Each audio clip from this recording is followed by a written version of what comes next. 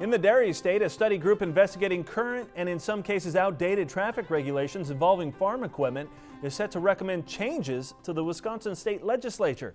The Wisconsin DOT started this effort last fall. They said many of the current laws do not reflect the growing size and weight of equipment.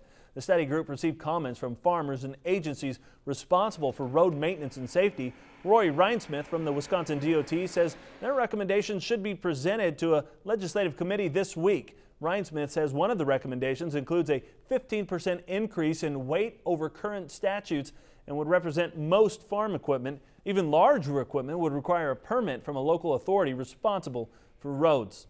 And as harvest gets rolling, be sure to think safety first. And this week is a nice reminder. The president has officially proclaimed this week as National Farm Safety and Health Week. The proclamation says, in quote, "As the fall harvest season begins, we pay tribute to the generation of Americans who have devoted themselves to supplying the basic materials that make our country work." The American Farm Bureau says it's deeply disappointed with a court ruling that gives EPA more authority to control pollution runoff from entering the Chesapeake Bay. On Friday, a federal district judge in Pennsylvania said the EPA can move forward with its plans to institute a total maximum daily load to protect the East Coast Bay. About 2 years ago, the American Farm Bureau and Pennsylvania Farm Bureau filed suit against EPA for trying to establish a pollution diet, which would have affected farmers in 6 states that are located within the watershed. The judge ruled EPA is within its rights under the Clean Water Act.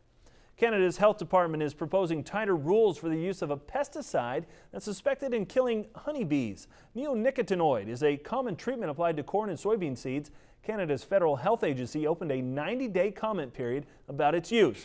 The Pest Management Regulatory Agency is proposing new rules that would require corn and soybean farmers to use safer planting practices, including steps to reduce a dust during planting. The agency would require the use of seed flow lubricants to reduce dust in seed hoppers. They would also require new warning labels on the insecticide-coated seeds. Many bee producers say the proposed changes are not enough and that the pesticide should be banned altogether. But Health Canada says neonicotinoids are just one factor affecting bee health.